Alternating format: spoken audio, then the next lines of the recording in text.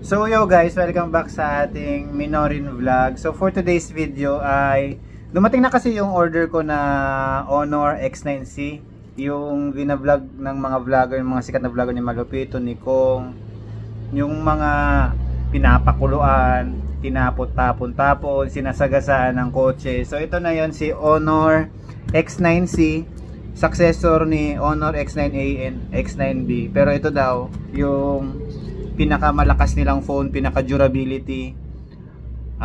Siguro ang highlights dito is yung syempre yung durability saka yung battery. So mas mataas na yung battery niya, 6,600 na ata.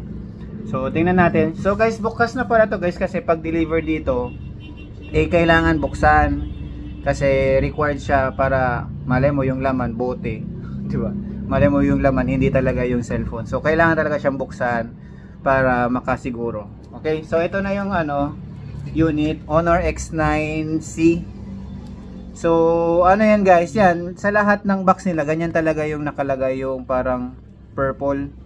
Pero ang ano nito, laman nito titanium black. So yan lang talaga yung display nila diyan sa baba. So ayan.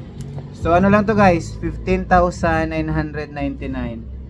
So buksan na natin guys. Ayan. So pagbukas pa lang, yan. Syempre andito yung resibo.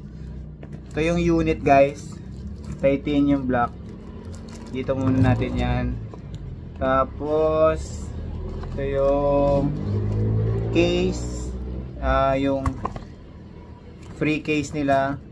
Tapos SIM injector pin. Tapos yung manual na lagi nyo binabasa.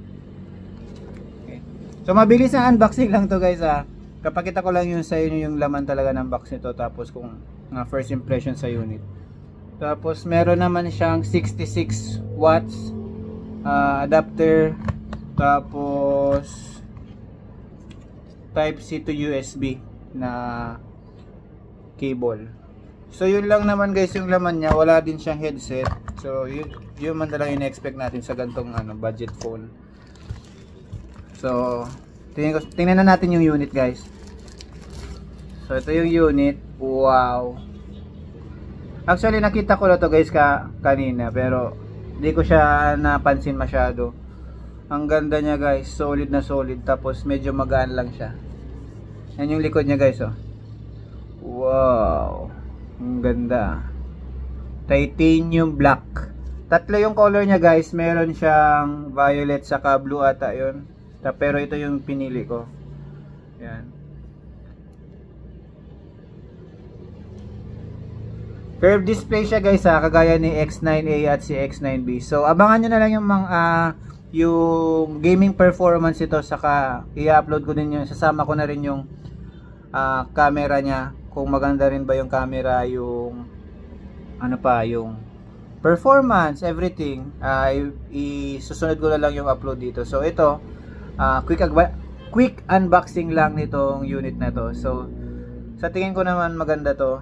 Siguro kaya nitong magsilbi ng 3 to 5 years kasi tinatapon-tapon lang to So yun lang guys, kung abangan nyo na lang yung sunod kong upload. Kung di ka pa nakapag-subscribe, pa-subscribe na lang para updated ka sa mga video natin. So yun lang, salamat!